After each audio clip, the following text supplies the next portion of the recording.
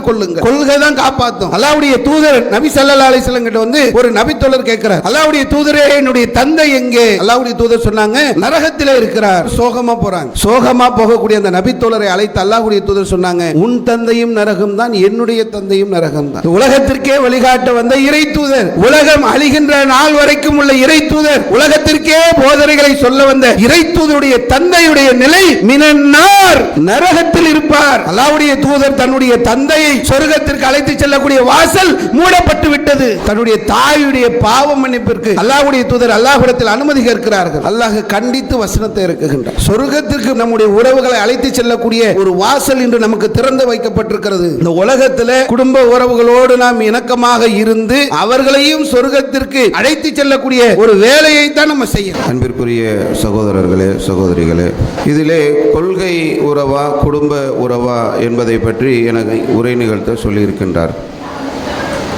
பொதுவாகவே நமக்கு குடும்ப உறவு என்னவென்று சொன்னால் எல்லோருக்குமே தெரியும். நமக்கு தாய் இருக்கிறார்கள், தந்தை இருக்கிறார்கள், சகோதரர்கள் இருக்கிறார்கள், சகோதரிகள் இருக்கிறார்கள். நம்முடைய உறவு முறைகளை எல்லாம் இந்த உலகத்தில் நாம் பார்த்து வாழ்ந்து கொண்டு தான் இருக்கின்றோம். நம்முடைய குடும்ப உறவுகள் யார் என்பது நமக்கு தெரியும். கொள்கை உறவையும் நாம் அறிந்து வைத்திருக்கின்றோம். யாருன்னே தெரியாமல் ஊர் கடந்து நாம் ஒவ்வொருவரும் நம்மை அறிந்து வைத்து கொள்ளக்கூடிய அளவிற்கு, இப்போ நான் சென்னையிலேருந்து வந்திருக்கிறேன். இங்கே இருக்கக்கூடிய விழுப்புரத்தில் உள்ள மக்கள், கோட்டக்குப்பத்தில் உள்ள மக்கள் எல்லாம் எனக்கு சொந்தமான உறவுகள் கிடையாது. ஆனாலும் எனக்கு ஒரு உறவு ஏற்பட்டிருக்கிறது என்று சொன்னால் இது கொள்கை உறவு என்பதை நாம் அனைவரும் அறிந்து வைத்திருக்கின்றோம். இஸ்லாம் இந்த இரண்டு உறவுகள் குறித்தும் நமக்கு வழிகாட்டுகின்றது. குடும்ப உறவுகளை பற்றி இஸ்லாம் நமக்கு சொல்லித் தருகின்ற போது அல்லாஹ்வுடைய தூதர் சொன்னார்கள், லா யதுகுலுல் ஜன்னத காத்திவூன், யார் குடும்ப உறவுகளை பேணி கொள்ளவில்லையோ அவர் சொர்க்கத்தில் நுழைய முடியாதுன்னாங்க. நமக்கு தாய் இருக்கிறார்கள், தந்தை இருக்கிறார்கள், சகோதரர்கள் இருக்கிறார்கள், சகோதரிகள் இருக்கிறார்கள், உறவுகள் இருக்கிறார்கள் என்பதை அறிந்து வைத்திருக்கக்கூடிய நாம் அதை பேணி நடந்து கொள்ளக்கூடியவர்களாக நாம் இருந்தோம் என்று சொன்னால்தான் நாம் சொர்க்கத்திற்கே செல்ல முடியும். குடும்ப உறவோடு இணங்கி வாழ வேண்டும் என்பதை இஸ்லாம் நமக்கு பல இடங்களிலே பாடம் நடத்துகின்றது. அல்லாஹ் ரப்பல் ஆலமீன் இந்த உலகத்தை எல்லாம் படைக்கிறதுக்கு முன்னாடி எப்படி படைக்கணுன்ற அந்த நிலையில் இருக்கும்போது உறவு என்ற ஒன்றை அல்லாஹ் படைக்கிறான். அந்த உறவு கிட்ட அல்லாஹ் ரப்பல் ஆலமீன் சொல்கின்றான், உன்னை யார் பேணி நடக்கின்றார்களோ, யார் உறவை அரவணைத்து நடக்கின்றார்களோ அவர்களை நானும் அரவணைத்துக் கொள்வேன். யார் உன்னை வெறுத்து நடக்கிறார்களோ, யார் உன்னை ஒதுக்கி வைக்கிறார்களோ அவர்களை நானும் ஒதுக்கி வைத்து விடுவேன். உறவுகளோடு இந்த உலகத்தில் வாழ்கின்ற போது இணக்கமாக, அன்பாக, பாசமாக, நேசமாக, அரவணைப்போடு வாழ வேண்டும் என்பதை நமக்கு இஸ்லாம் சொல்லித் தருகிறது. அப்படி இருந்தால் தான் அல்லாஹ்வுடைய அரவணைப்பு, அல்லாஹ்வுடைய அன்பு, அல்லாஹ்வுடைய நேசம் அது நமக்கு கிடைக்கும். நான் உறவுகளோடு சேர மாட்டேன், அவன் என்னடா அவன் என்ன அப்படி பேசிட்டான், அவன் என்ன உறவா போடா அப்படின்னு தள்ளிவிட்டு வந்தோம் என்று சொன்னால் அல்லாஹும் நம்மளை தள்ளி வைத்து விடுவான். நம்ம ஏதாவது ஒரு சின்ன மனக்கசப்பு வந்தது என்று சொன்னால் நம்ம பேசுறதே நிறுத்திடுறது. அது அம்மாவாக இருக்கட்டும், அப்பாவாக இருக்கட்டும், அண்ணனாக இருக்கட்டும், தம்பியாக இருக்கட்டும், அக்காவாக இருக்கட்டும், தங்கச்சியாக இருக்கட்டும், எந்த உறவனாக இருக்கட்டுமே, இந்த உலகத்தில் எனக்கு கொடுக்கக்கூடிய மரியாதையை கொடுத்தாங்களா, எனக்கு செய்ய வேண்டிய நிலையில் கரெக்டாக செய்தார்களா, இல்லைன்னா தேவையில்லை போ என்று சொல்லி ஒதுக்கி வைத்து விடுகின்றோம். அல்லாஹ்வுடைய தூதர் சொன்னாங்க, உறவுகளோடு இணக்கமாக இருக்க வேண்டும் என்பதை பல இடங்களில் நமக்கு சொல்லி தந்திருக்கின்றார். அல்லாஹ் ரப்பல் ஆலமீன் கோடான கோடி வானவர்களை படைத்திருக்கின்றான். மனிதர்களை படைத்தது போன்று அல்லாஹ் வானவர்களையும் படைச்சு வச்சிருக்கிறான். நம்மளை மாதிரி கிடையாது. அவங்க நம்மளை தொலை சொல்லி இவ்வளவு நேரம் சொல்கிறாங்க, ஃபஜருக்கு தொழுங்க, ஃபஜர் தொழுங்க, ஃபஜர் தொழுங்க, சொர்க்கத்தை நினைங்க, மறுமையை நினைங்க, நரகத்துடைய அச்சத்தை உள்ளத்தில் வைங்க, நமக்கு சொல்லிக்கிட்டே இருக்கிறாங்க. வானவர்கள் அப்படி கிடையாது. வானவர்கள் எப்படியாக இருக்கிறார்கள், எப்படிப்பட்ட படைப்பு என்று சொன்னால் எல்லா நேரங்களிலும் அல்லாஹ்வை நினைவு கூறக்கூடியவர்களாக, எல்லா நேரங்களிலும் அல்லாஹ்வை வணங்கக்கூடியவர்களாக சுஜூது செய்து கொண்டிருக்கக்கூடிய வானவர்கள் இருக்கிறார்கள். எல்லா நேரங்களிலும் அல்லாஹ்வை வணங்கி கொண்டிருக்கக்கூடிய வானவர்கள் இருக்கிறார்கள். நிறைய வானவர்களை அல்லாஹ் படைத்திருக்கிறான். ஒவ்வொருத்தருக்கும் நமக்கு வலது பக்கம் ஒரு வானவர், இடது பக்கம் ஒரு வானவர், நம்ம எல்லார்கிட்டையும் வானவர் இருக்கிறாங்க. நம்ம பேசக்கூடிய, நம்ம செய்யக்கூடிய எல்லா நன்மைகளையும் வானவர்கள் பதிவு செய்து கொண்டிருப்பார்கள். இடது பக்கம் ஒரு வானவர் நம்ம செய்யக்கூடிய தீமைகளை எல்லாம் பதிவு செய்து கொண்டே இருப்பார்கள். இப்படி அல்லாஹ் வானவர்களை படைத்திருக்கிறான். வணக்க வழிபாடுகளை அல்லாஹ்விடத்தில் கொண்டு போய் சேர்ப்பதற்காக வானவர்கள் இருக்கிறார்கள். மனிதனுடைய உயிரை எடுப்பதற்காக வானவர்கள் இருக்கிறார்கள். நிறைய வானவர்கள் இருக்கிறாங்க. இதில் ஒரு வானவர்கள் இருக்கிறார்கள். சில வானவர்கள் என்ன வேலைன்னா, ஒவ்வொரு திங்கக்கிழமையும் வேலைக்கிழமையும் நம்முடைய அமல்களை அல்லாஹ்விடத்தில் கொண்டு போய் சேர்ப்பார்கள். இதுதான் அவங்க வேலையே. வருவாங்க, திங்கக்கிழமை எல்லாரிடத்திலும் இருக்கக்கூடிய அந்த அமல்களை கொண்டு போய் அல்லாஹ்விடத்தில் ஒப்படைக்க போவாங்க.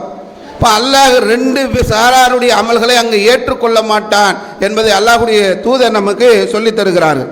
ஒன்று, யாரிடத்தில் ஷிர்க் இருக்கிறதோ, அல்லாஹ்விற்கு யார் இணை கற்பிக்கிறாரோ அவருடைய அமல்கள் கொண்டு செல்லப்படும், அல்லாஹ் ஏற்றுக்கொள்ள மாட்டான். அது ஒரு ஸ்டாப் ஆயிரும்.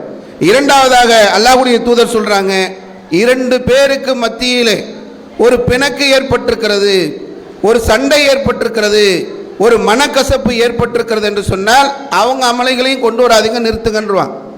அண்ணன் தம்பிக்குள்ள சண்டையா இருக்கும், அக்கா தங்கச்சிக்குள்ள சண்டையா இருக்கும், வாப்பா பிள்ளைக்குள்ள சண்டையா இருக்கும், அம்மா பிள்ளைகளுக்குள்ள சண்டையாக இருக்கும், கணவன் மனைவிக்கு மத்தியில் சண்டையாக இருக்கும். எத்தனையோ சண்டைகளை இந்த உலகத்தில் நம்ம போட்டுக்கிட்டு தானே இருக்கிறோம்.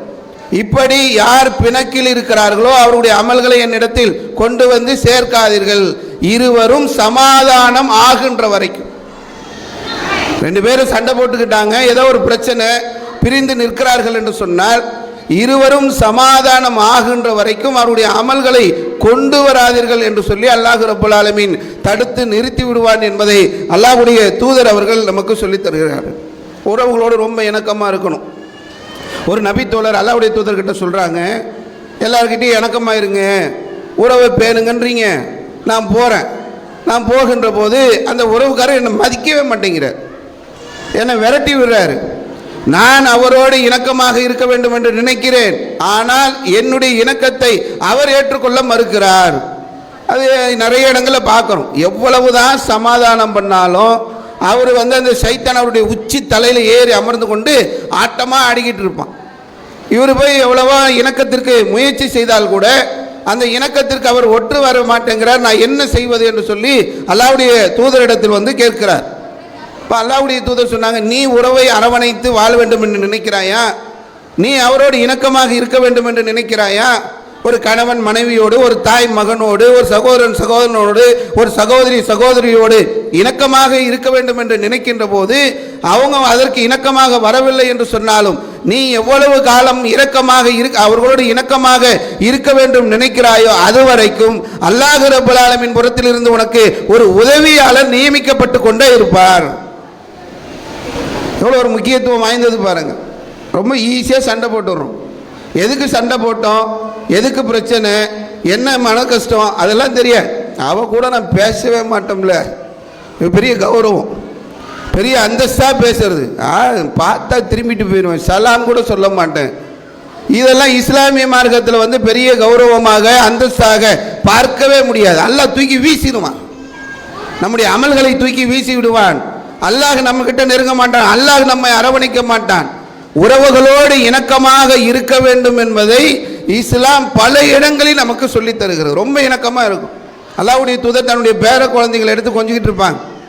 ஒரு கிராமவாசி பார்க்குறார், என்ன இப்படி போட்டு கொஞ்சிக்கிட்டு இருக்கிறீங்களா, எனக்கு 10 பிள்ளைங்க, நான் ஒரு பிள்ளைகிட்ட கூட இந்த மாதிரி பாசமாக நேசமாக சந்தோஷமாக கொஞ்சிக்கிட்டுலாம் இருந்தது இல்லை அப்படின்ன உடனே அல்லாஹ்வுடைய தூதர் சொன்னாங்க, உன் உள்ளத்திலிருந்து அல்லாஹ் இறக்கத்தை எடுத்தால் நான் என்ன பண்ண முடியும், நான் என் பிள்ளைங்க கிட்ட பாசமாக இருப்பேன் என்று சொன்னார்கள். பாசமாக நேசமாக அன்பாக இப்படி இந்த உலகத்திலே உறவுகளோடு இணக்கமாக இருக்க வேண்டும் என்று இஸ்லாம் சொல்லுகிறது. இந்த உறவுகள் குறித்து நம்ம உலகத்தில் வாழும்போது எப்படி நமக்கு உறவுகள் எல்லாம் அல்லாஹ் கொடுத்துருக்குறாங்க. இது ரொம்ப அற்புதமான விஷயங்க. இது சில இடங்களில் போய் பார்க்குறோம், தாய் இல்லை, தந்தை இல்லை, கூட பிறந்தவங்க இல்லை, கூட பிறந்த சகோதரிகள் இல்லை, பெரிய அளவுக்கு உறவுக்காரங்க இல்லை, உதவிக்கு ஓடி வந்து நிற்பதற்கு ஆட்கள் இல்லை. இப்படி வாழக்கூடிய மக்களை பார்க்குறோம். நிறைய உறவுகளை அல்லாஹ் ரப்பல் ஆலமீன் கொடுத்திருக்கிறான். ஆனால் அந்த உறவுகளை இணக்கமாக வாழக்கூடிய அந்த நிலை இன்னைக்கு மக்கள்கிட்ட குறைந்து கொண்டு வரக்கூடிய ஒரு சூழல் நாம் பார்த்து கொண்டே இருக்கிறோம். உறவுகளோடு இணக்கமாக இருக்கணும். இணக்கமாக இருக்கணும்ன உடனே எல்லாத்திலையும் போய் இணக்கமாக இருக்க ஆரம்பிச்சிடக்கூடாது. அதற்கும் இஸ்லாம் வரையறைகளை சொல்கிறது. இணக்கம்னா எது? உறவுகளை பேணுவது என்று சொன்னால் என்ன, எவ்வளவு அவர்களோடு பேணுதலாக இருக்க வேண்டும், எதிலே பேணுதலாக இருக்க வேண்டும் என்பதையெல்லாம் மார்க்கம் நமக்கு கற்றுத்தருகிறது. உலக விஷயத்தில், உலகத்தில் அவர்களுக்கு தேவையான உதவிகளை செய்வதில், அவர்களுக்கு தேவையான அரவணைப்பு தருவதில் எந்த தடையும் கிடையாது. உலக விஷயத்தில் மார்க்க விஷயம் என்று வந்துவிட்டது என்று சொன்னால் இஸ்லாம் சில அளவுகோல்களை நமக்கு தரக்கூடிய ஒன்றை பார்க்கிறோம்.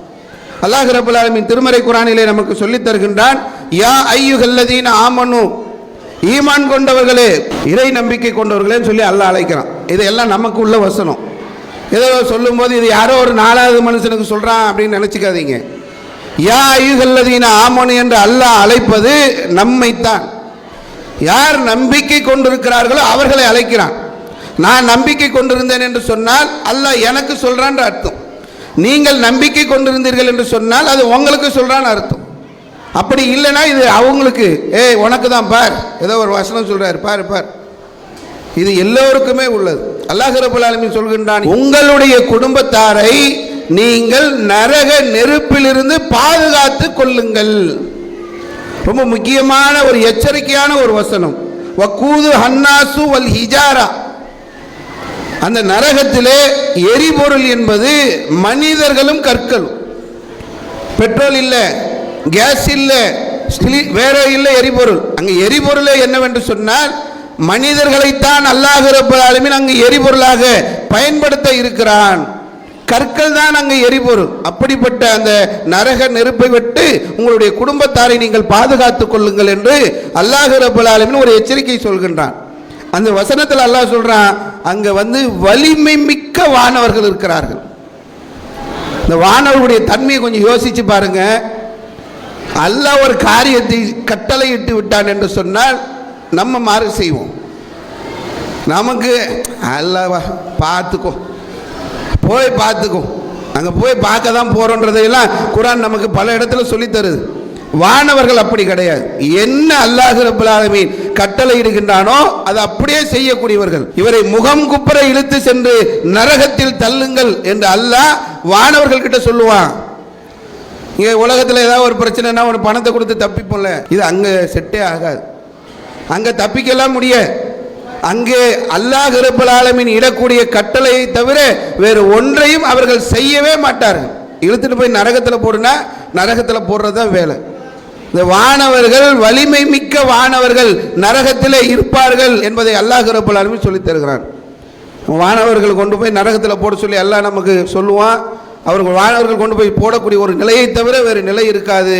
அங்கே மனிதர்களும் கற்களும் தான் எரிபொருளாக இருப்பார்கள் என்பதை அல்லாஹ் ரப்பல் ஆலமீன் திருமறை குர்ஆனிலே நமக்கு எச்சரிக்கையாக சொல்லி தருகிறான். உறவை பேணணும் சொன்ன மார்க்கம் தான். எப்படி தெரியுமா பேணுறாங்க நம்ம ஆளுங்க? ஏதாவது ஒரு விஷயம்னா இல்லைங்க உறவை பேணணுமே, இதுக்கு மட்டும் பதில். ஏன் பேசலையே, ஏன்பா பேசலை? அது எப்படி பேச முடியும், நமக்குன்னு ஒரு தன்மானம் இல்லையானுவான். இதுக்கு என்னடான்னா ஐயோ உறவை பேணணும். என்னப்பா அங்கே காது குத்து திருவிழா, இவர் அங்கே போகிறதுக்கு இதுக்கு காரணம் என்னவா, உறவை பேணணும். வயதுக்கு வந்த பிறகு ஒரு நிகழ்ச்சி ஒன்று நடத்துகிறாங்க, அதில் போய் கலந்து கொள்ளக்கூடிய ஒரு சூழல். எவ்வளவு நெருங்கிய உறவு, பெரியப்பா புள்ள, சித்தப்பா புள்ள, நாங்கள் போய் நிற்கலைன்னா எப்படிங்க அப்படின்னு சொல்லி இந்த நிகழ்ச்சிகளில் போய் கலந்து கொள்ளக்கூடிய ஒரு சூழல்களை பார்க்கும். இதே மாதிரி திருமணங்கள் என்று வருகின்ற போது எல்லாம் மார்க்க போதனையெல்லாம் தூக்கி ஓரம் போட்டாச்சு. உறவை பேண போகிறோம். அல்லாஹ்வுடைய தூதர் உறவை பேண சொன்னார்கள், உறவோடு இணக்கமாக இருக்க சொன்னார்கள். நேராக போய் கல்யாணத்தில் அமர்ந்து கொண்டு அந்த திருமணத்தில் மூக்கு வெட்ட அந்த பிரியாணியை நம்ம சாப்பிட்டு விட்டோம் என்று சொன்னால் நாம் உறவை பேணி விட்டோம் என்ற நிலையில் அந்த திருமண நிகழ்ச்சிகள் அது எப்படின்னா இருக்கட்டும், அந்த திருமணம் அதில் வரதட்சணை இருக்கட்டும், ஆடம்பரம் இருக்கட்டும், நபி வழிக்கு மாற்றமாக இருக்கட்டும், மார்க்கத்திற்கு முரணாக இருக்கட்டும், எப்படி இருந்தாலும் பரவாயில்லை, உறவை பேண வேண்டும் என்று அந்த திருமண நிகழ்ச்சிகளில் போய் நம்ம கலந்து கொள்ளக்கூடிய ஒரு சூழ்நிலைகளை எல்லாம் பார்க்கின்றோம். மார்க்கம் என்ன சொல்லுது? சாத் பின் அபி வக்காஸ் ரலியல்லாஹு அன்ஹு அவங்க இஸ்லாத்தை ஏற்றுக்கிறாங்க. அவங்களுடைய தாயார் இணை வைப்பில் இருக்கிறாங்க, ஷிர்கில் இருக்கிறாங்க. எந்த அளவுக்கு இதை எதிர்க்கிறார்கள் என்று சொன்னால், நீ முகமது நபி சொல்லக்கூடியதெல்லாம் கேட்கக்கூடாது, நான் எதை சொல்கிறேனோ அதைத்தான் கேட்க வேண்டும் என்று சொல்லி தாயார் சொல்கிறாங்க. அவர் மறுக்கிறார். சாத் ரலியல்லாஹு அன்ஹு சொல்கிறாங்க, அதெல்லாம் முடியாது, நான் அல்லாஹ்வுடைய தூதர் சொன்னதை தான் கேட்பேன். 3 நாள் சாப்பிடலங்க, பட்டினியாக கிடக்கிறாங்க. அவங்களுக்கு எப்படியாவது தன் பிள்ளையை இந்த சத்திய கொள்கையிலிருந்து அசத்திய கொள்கைக்கு கொண்டு வர வேண்டும் என்று சொல்லி சாப்பிடாம ஸ்ட்ரைக் பண்றாங்க. 3 நாளா சாப்பிடல. 3 நாள் சாப்பிடலன்னா என்ன ஆகும்? மயக்கடிச்சு கீழே விழுகிறாங்க. திரும்ப எழுப்புகின்ற போது திரும்ப அதே சொல்றாங்க, நீ போகக்கூடாது முகமது கிட்ட, அவருடைய போதனைகளை கேட்கக்கூடாது, நபி வழியில் நடக்கக்கூடாது என்று சொல்லி திரும்பவும் எச்சரிக்கை செய்கிறார்கள். தன்னுடைய உயிரை மாய்த்து கொள்ளக்கூடிய அளவிற்கான ஒரு நிலைகளை அவர்கள் ஏற்படுத்தக்கூடிய ஒரு சூழ்நிலையில் உலகத்தில் என்ன வேணாலும் செய்யலாம், கவனிக்கலாம். மார்க்க விஷயம் என்று வருகின்ற போது அல்லாஹ் ரப்பல் ஆலமீன் அவர்கள் விஷயத்திலே வசனத்தை இறக்குகின்றான். உன்னுடைய தாயாக இருந்தாலும் நெருங்கிய உறவுகளாக இருந்தாலும் அல்லாஹ்வுடைய மார்க்க விஷயத்தில் அவர்கள் மீறச் சொன்னார்கள் என்று சொன்னால் அதற்கு நீங்கள் கட்டுப்பட தேவையில்லை, அதற்கு நீங்கள் இணங்க தேவையில்லை என்பதை அல்லாஹ் ரப்பல் ஆலமீன் வசனத்தை இறக்கக்கூடிய ஒரு சூழ்நிலையை பார்க்கும். அப்போ உறவுகளை பேண வேண்டும் என்று சொல்லக்கூடிய மார்க்கம் தான் அண்ணனோடு தம்பியோடு அக்காலோடு தங்கையோடு தந்தையோடு தாயோடு பாசமாக இரு என்று சொல்லக்கூடிய மார்க்கம் தான். உலகத்திலே தாயையோ தந்தையையோ சீ என்று கூட சொல்லிவிடாதே, உஃப் என்ற ஒரு வார்த்தையை பயன்படுத்தி விடாதே என்று சொல்லக்கூடிய இந்த மார்க்கம் தான். அவர்களோடு அன்போடு இரு, பாசமாக இரு என்று சொல்லக்கூடிய மார்க்கம். மார்க்க விஷயத்தை அவர்கள் மீறச் சொன்னார்கள் என்று சொன்னார், மார்க்கத்திற்கு மாற்றமாக அவர்கள் நடக்க சொன்னார்கள் என்று சொன்னால் அதற்கு ஒருபோதும் கட்டுப்பட்டு விடாதே. ஷிர்க் விஷயமாக இருந்தாலும் சரி, மார்க்கத்துக்கு முரணான எந்த காரியமாக இருந்தாலும் அவருடைய விஷயத்திற்கு நான் கட்டுப்படக்கூடாது என்பதை இஸ்லாம் நமக்கு சொல்லித் தருகிறது. அல்லாஹ் ஒரு வரலாறு குர்ஆன்ல சொல்றான். நூஹ் அலைஹிஸ்ஸலாம், நூஹ் அலைஹிஸ்ஸலாமை பற்றி அல்லாஹ் சொல்லும்போது 1000ற்கு 50 வருஷம் கம்மியாக குறைவாக அவர்கள் ஏகத்துவ பிரச்சாரம் பண்ணாங்க. 950 வருஷம் பிரச்சாரம் பண்றாங்க தௌஹீத. உதாரணத்துக்கு ஒரு தௌஹீத பிரச்சாரம் பண்றோம். இப்போ நம்ம ஒரு 30-40 வருஷம் தௌஹீத பிரச்சாரம் பண்ணோன்னு வைங்களேன், தமிழகத்தில் மிகப்பெரிய ஒரு மாற்றத்தை நம்ம ஏற்படுத்தி இருக்கோம். 950 வருஷம் பிரச்சாரம் பண்றாங்க, அவங்க ஒய்ஃப் தௌஹீத ஏத்துக்கல. லரபல்லாஹு மஸலன் இல்லதீன கஃபரு வம்ரத்தனு உம்ரத்தனு, லூத்துடைய மனைவியும் நூஹுடைய மனைவியும் காஃபிர்களுக்கு உதாரணமாக வாழ்ந்தார்கள் என்று அல்லாஹ் சொல்றான். 950 வருஷம் பிரச்சாரம். மனைவி இந்த கொள்கையை ஏற்றுக்கொள்ளவில்லை. அவருடைய மகன் குர்ஆன் அல்லாஹ் பேசும்போது சொல்றான், அவங்க ஒரு பெரிய கப்பலை கட்டுறாங்க, இறை நம்பிக்கையாளர்கள் எல்லாம் அதில் ஏற்றுறாங்க, எல்லா ஜோடிகள் விலங்கினங்களை எல்லாம் ஏற்றிக்கிட்டு அந்த கப்பலை தயார் செய்து அந்த கப்பலில் ஏறுகின்ற போது வானத்திலிருந்தும் பூமியிலிருந்தும் நீர் பீத்தடிக்கிறது. வானத்திலிருந்து மழை கொட்டுன்னு கொட்டுது, கீழே இருந்து வருது. எங்கள் ஊரில் மழையே பார்க்கல, எங்கள் ஊரில் வெள்ளமே இல்லை அப்படின்னு சொல்லும் போதெல்லாம் போன வருஷம் நெல்லையில் பேசுனாங்க, இப்போ விழுப்புரத்தில் பேசுனாங்க. சொன்னதுக்கு அப்புறம் பார்க்குறோம் எல்லாம் அந்த தண்ணியில் நிற்கக்கூடிய காட்சிகள். நூஹ் அலைஹிஸ்ஸலாம் காலத்தில் கப்பலை கட்டும்போது கிண்டல் பண்ணுறான், என்னப்பா இது கடலில் கப்பல் விடுவாங்க, இவர் ரோட்லேயே கப்பல் விடுறாரு, இதெல்லாம் பயணம் செய்கிற அளவுக்கு உள்ள சாத்தியமா என்று கிண்டல் செய்யக்கூடிய அந்த நிலையிலே நூஹ் அலைஹிஸ்ஸலாம் கப்பலை கட்டுகிறார்கள். கப்பலை கட்டிவிட்டு அதில் இறை நம்பிக்கையாளர்களை எல்லாம் ஏற்றுக்கொண்டார்கள். மழை அடிச்சு பிச்சை எடுக்குது, பூமியிலிருந்து தண்ணீர் பிச்சை அடிக்குது, மழை அப்படியே ஏறிக்கிட்டே இருக்கும்போது நூஹ் அலைஹிஸ்ஸலாம், யா புனைய, என்னுடைய மகனே, என் பிள்ளையே, அர்க்கம்மானா எங்களோடு வந்திருப்பா, எங்க கூட ஏறிக்கப்பா, இந்த கப்பலில் ஏறு, நம்ம தப்பிச்சிடலாம் என்று சொல்லி நூஹ் அலைஹிஸ்ஸலாம் தன்னுடைய பிள்ளை இடத்தில் கேட்கிறார்கள். அப்போ அவன் சொல்றான், சாவியிலா ஜபலின் எக்முசினி மினல் மா, இந்த தண்ணீரிலிருந்து தப்பிப்பதற்காக இதோ தெரியுத பெரிய மலை, இந்த மலை மீது ஏறி நான் இந்த தண்ணீரிலிருந்து என்னை நான் காப்பாற்றிக் கொள்வேன் என்று சொல்லி மலை மீது ஏறுகிறான். நூஹ் அலைஹிஸ்ஸலாம் கூப்பிட்றாங்களே, வாடா ஏறுடா, கப்பலில் ஏறிடா, தப்பிச்சிடலாண்டா, நீ ஏறு, நான் உங்கள் கூட நம்பிக்கை கொண்ட மக்களோடு வரமாட்டேன், இந்த மலையில் ஏறி என்னை நான் காப்பாற்றிக் கொள்கிறேன் என்று சொல்லி மலை மீது ஏறுகிறான். ஒரு அலை குறுக்கிடுகிறது, அந்த அலையோடு அலையாக அந்த நூஹ் அலைஹிஸ்ஸலாமுடைய மகன் அடித்து செல்லப்படுகிறான். அங்கே இருக்கக்கூடிய மக்கள் எல்லாம் அழிக்கப்படுகிறார்கள். யார் கப்பலில் இருந்தார்களோ அவர்கள் மட்டும் பாதுகாக்கப்படுகிறார்கள். இது திருக்குர்ஆனில் அல்லாஹ் ரப்பல் ஆலமீன் சொல்லிவிட்டு சொல்கின்றான்.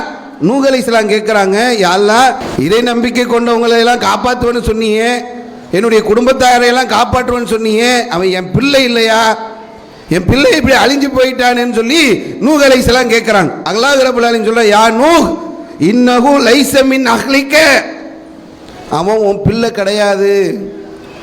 இதுதான் நம்ம விளங்க வேண்டிய முக்கியமான இடம். கொள்கை உறவா குடும்ப உறவா நம்ம பேசுகிறோமே, கொள்கை என்று வருகின்ற அந்த உறவு தான் உறவு. குடும்ப உறவு என்பது வருவது இந்த உலகத்திற்கானது மட்டும் தானே தவிர அது மறுமையில எந்த பயனையும் அளிக்காது. அல்லாஹ் ரப்பல் ஆலமீனிடத்தில் கேட்கின்ற போது அவன் உன் மகன் கிடையாது, இன்னஹு அமலுன் கைரும் சாலிஹீன், இது நல்ல வணக்க வழிபாடுகள் செய்யக்கூடியவருடைய செயல் இல்லை, மா லைஸலக பிஹில், உனக்கு அறிவில்லாத விஷயத்தை நீ என்னிடத்தில் கேட்காதே என்று அல்லாஹ் ரப்பல் ஆலமீன் கண்டிக்கிறான். அதுக்கப்புறம் நூஹ் அலைஹிஸ்ஸலாம் மன்னிப்பு கேட்டார்கள் என்பதையெல்லாம் திருமறை குர்ஆனிலே நம்ம பார்க்கிறோம். அப்போ இந்த கொள்கைக்கு வேறுபட்டு கொள்கைக்கு முரண்பட்டு கொள்கையை கடைபிடிக்க கூடாது என்று நிற்கக்கூடியவர்களோடு கொள்கையை அழிக்க வேண்டும் என்று நினைக்கக்கூடியவர்களோடு நமக்கு உறவு இல்லை என்பதை இந்த இடத்துல நம்ம பார்க்க வேண்டும். இஸ்லாமிய மார்க்கத்துடைய போதனைகளை நீங்கள் எடுத்து பாருங்களேன். இப்ராஹிம் அலைஹிஸ்ஸலாம் பிரச்சாரம் பண்ணாங்க. இப்ராஹிம் அலைஹிஸ்ஸலாமுடைய வாப்பாவுடைய நிலைமை என்ன? அவங்க சொர்க்கத்துக்கு வர முடியாது. அல்லாஹ் ரப்பல் ஆலமீனிடத்தில் பாவ மன்னிப்புக்கு அனுமதி கேட்டாங்க. அல்லாஹ் அனுமதி இல்லை என்று சொல்லிவிட்டான். இப்ராஹிம் அலைஹிஸ்ஸலாமுடைய தந்தை சொர்க்கத்திற்குரியவர் இல்லை. வருஷம் கொண்டாடி கொண்டிருக்கிறோம் இப்ராஹிம் அலைஹிஸ்ஸலாத்துடைய தியாகத்தையும் அர்ப்பணிப்பையும் அவருடைய அந்த வரலாறையும் மீண்டும் மீண்டும் மீண்டும் மீண்டும் நினைவுபடுத்தி கொண்டே இருக்கிறோம். அப்படிப்பட்ட வரலாற்றுக்கு சொந்தக்காரர் அவருடைய தந்தை சொர்க்கத்திற்குள்ளே நுழைய முடியாது. இது உங்களுக்கு புரியணுமா இல்லையா? நம்ம இந்த உலகத்திலே வாழ்கின்ற போது யாயுகல்லதீன ஆமனு கூ அன்ஃபுஸகும், நம்பிக்கை கொண்ட மக்களே உங்களையும் உங்களுடைய குடும்பத்தாரையும் நரக நெருப்பிலிருந்து பாதுகாத்துக் கொள்ளுங்கள். கொள்கை தான் காப்பாற்றும். இப்ராஹிம் அலைஹிஸ்ஸலாம் அவங்க இந்த கொள்கையில் உறுதியாக இருந்தாங்க. அவருடைய தந்தை இந்த கொள்கையில் இல்லை, அவங்க நரகத்துக்கு போவாங்க. அல்லாஹ்வுடைய தூதர் நபி ஸல்லல்லாஹு அலைஹி வஸல்லம் கிட்ட ஒரு நபித்தோழர் கேட்கிறார், யா ரசூலுல்லாஹ் ஐன அபி, அல்லாஹ்வுடைய தூதரே என்னுடைய தந்தை எங்கே? அல்லாஹ்வுடைய தூதர் சொன்னாங்க, மினன் நார், நரகத்தில் இருக்கிறார். இந்த நபித்தோழர் சோகமாக போகிறாங்க. சோகமாக போகக்கூடிய அந்த நபித்தோழரை அழைத்து அல்லாஹ்வுடைய தூதர் சொன்னாங்க, உன் தந்தையும் நரகம்தான், என்னுடைய தந்தையும் நரகம்தான். யாரு? உலகத்திற்கே வழிகாட்ட வந்த இறை தூதர், இறுதி இறை தூதர், உலகம் அழிகின்ற நாள் வரைக்கும் உள்ள இறை தூதர், உலகத்திற்கே போதனைகளை சொல்ல வந்த இறை தூதருடைய தந்தையுடைய நிலை மினன்னார், நரகத்தில் இருப்பார். கொஞ்சம் யோசிச்சு பாருங்களேன். சொர்க்கத்திற்கு போகக்கூடிய மக்களை, நம்முடைய உறவுகளை அழைத்து செல்லக்கூடிய ஒரு வாசல் இன்று நமக்கு திறந்து வைக்கப்பட்டிருக்கிறது. அல்லாஹ்வுடைய தூதர் தன்னுடைய தந்தையை சொர்க்கத்திற்கு அழைத்து செல்லக்கூடிய வாசல் மூடப்பட்டு விட்டது. தன்னுடைய தாயுடைய பாவ மன்னிப்பிற்கு அல்லாஹ்வுடைய தூதர் அல்லாஹ்விடத்தில் அனுமதி கேட்கிறார்கள். அல்லாஹ் கண்டித்து வசனத்தை இறக்குகின்றார். இறை நம்பிக்கை கொண்டவர்கள், இறை மறுப்பிலே மரணித்து விட்டவர்களுக்காக பாவ மன்னிப்பு கேட்கக்கூடாது. பாவ மன்னிப்பெல்லாம் கிடையாது, அங்கே முடிஞ்சு போயிருச்சு, இறந்து போயிட்டாங்க. அவர்களுக்காக நீங்கள் பாவ மன்னிப்பு கேட்கக்கூடாது என்று அல்லாஹ் ரப்பல் ஆலமீன் இறை நம்பிக்கை கொண்டவர்களுக்கு வசனத்தை இறக்கி வைக்கின்றான். கபரை வேணா நீங்கள் ஜியாரத்து பண்ணுங்கள் என்று சொல்லி அனுமதி கொடுக்கப்படுகிறது. கபரு ஜியாரத்து கூட ஒரு மரணத்தை நினைவு கூறுவதற்காக. இன்னைக்கு கபரு ஜியாரத்துன்னு சொல்லி தர்காவுக்கு போகிறதையெல்லாம் இந்த ஹதீஸை வைத்து நியாயப்படுத்தக்கூடிய சூழல்களை பார்க்கும். அப்போ இஸ்லாமிய மார்க்கத்தை எடுத்த வரைக்கும் இந்த உலகத்தில் குடும்ப உறவுகளோடு நாம் இணக்கமாக இருந்து அவர்களையும் சொர்க்கத்திற்கு அழைத்து செல்லக்கூடிய ஒரு வேலையை தான் நம்ம செய்யணும். ஆனால் அதை விட்டுட்டு உறவுகளோடு இருக்கிறோன்னு வரும். இது சில இடங்களை நீங்கள் பார்த்தீங்கன்னா இஸ்லாத்தை அழிக்க வேண்டும் என்ற சிந்தனை உள்ளவருடைய வீட்டிலலாம் இந்த தௌஹீத் ஏகத்துவம் வளர்ந்துருக்குங்க. நீங்கள் அல்லாஹ்வுடைய தூதருடைய வரலாறு தெரியும். ஆரம்ப காலத்தில் அல்லாஹ்வுடைய தூதர் மக்காவில் இருந்தப்போ ரொம்ப கஷ்டப்படுத்தினாங்க.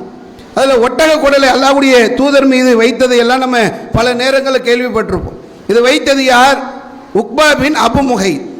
இவன் தான் அல்லாஹ்வுடைய தூதர் மீது ஒட்டக குடலை வைத்தாள். கடுமையான எதிர்க்கக்கூடியவன், எதிர்ப்பில் முன்னாடி நிற்கக்கூடியவன். இவனுடைய மகள் தான் உம்மு சலமா ரலியல்லாஹு அன்ஹா. கொஞ்சம் யோசிச்சு பார்த்தீங்களா? ஒரு தந்தை எதிர்க்கிறார், தந்தை எதிர்க்கக்கூடிய அந்த இடத்தில் இருந்து ஒரு தௌஹீத் என்று சொல்லக்கூடிய அந்த புரட்சி பூத்து வருகிறது என்று சொன்னார். அல்லாஹ்வுடைய தூதர் வாழக்கூடிய அந்த காலத்திலேயே மக்காவில் இருந்து மதீனாவுக்கு அல்லாஹ்வுடைய தூதர் ஹிஜ்ரத் செய்த பல நாட்களுக்கு பிறகு ஹிஜ்ரத் செஞ்சு வந்தவங்க உம்மு சலமா ரலியல்லாஹு அன்ஹா. அவங்க கிளம்பி வராங்க மக்காவை விட்டுட்டு. சொந்தம் வேணாம் பந்தம் வேணாம், நான் ஏகத்துவத்தின் பால் போகிறேன் என்று சொல்லி வராங்க.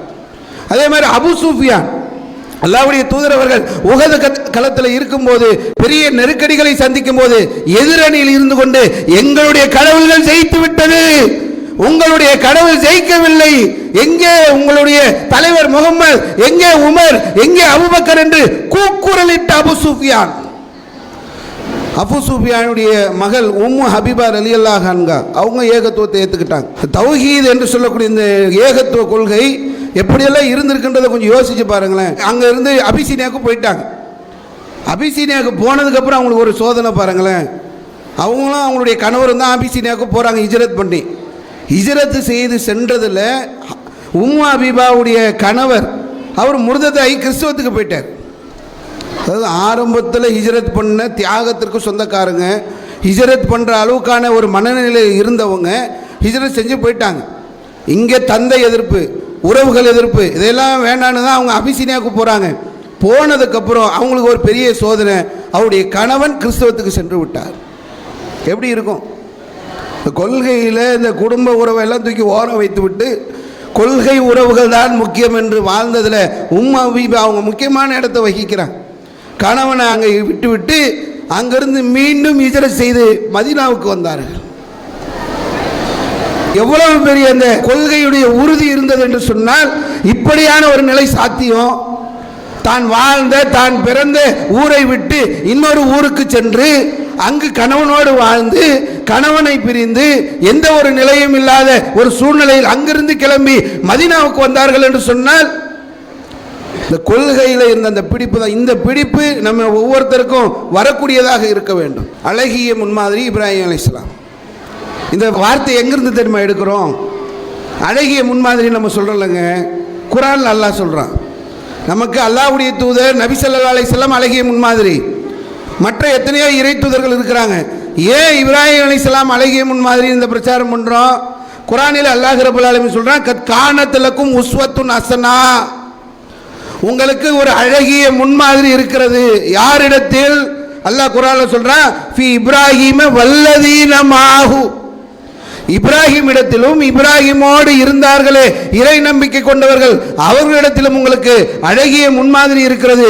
இது காலு, அவர்கள் சொன்னார்கள், லி கௌமிஹி, எங்களுடைய கூட்டமே, இன்னா புராவும் மின்கும் வ மிம்மா தஅபுதுன மின் தூனில்லாஹ், நீங்கள் அல்லாஹ்வை வணங்குவதை விட்டு விலகி கொண்டிருக்கிறீர்கள், அல்லாஹ்வை தவிர்த்து மற்ற கடவுள்களை எடுத்துக்கொண்டீர்கள். அந்த கடவுள்களை எடுத்துக்கொண்ட ஒரு காரணத்திற்காக உங்களை நாங்கள் புறக்கணிக்கிறோம், உங்களை விட்டு நாங்கள் விலகுகின்றோம். எந்த அளவுக்கு என்று சொன்னால், பதா பைனனா வ பைனகுமுல் அதாவத்து வல் பகதாவு அபதா,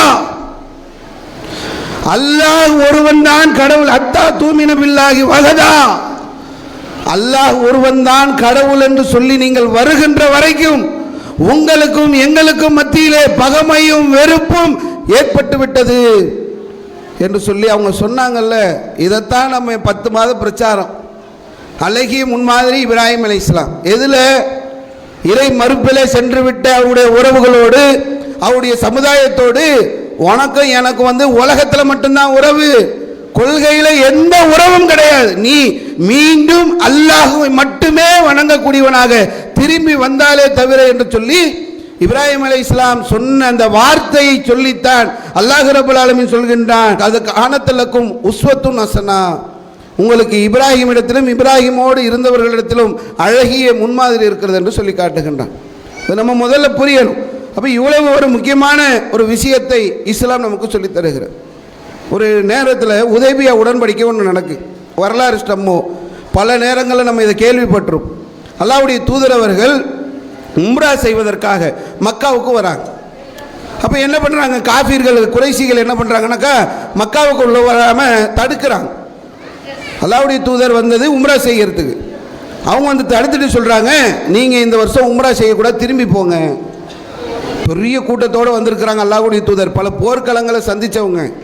நீ என்னடா என்னை திரும்பி போகிறதுன்னு சொல்லி எதிர்த்து நின்று போரிட்டு இருக்கலாம். ஆனால் அவங்க சொல்லக்கூடியதற்கு அல்லாஹ்வுடைய தூதர் அவங்க கட்டுப்பட்டு நிற்கிறாங்க. நம்ம ஒரு ஒப்பந்தம் செய்து கொள்வோம், உங்களுக்கு எங்களுக்கு மத்தியில் ஒரு இணக்கத்தை ஏற்படுத்தி கொள்வோம் என்று சொல்லி ஒப்பந்தம் பேசுவதற்காக வருகிறார்கள்.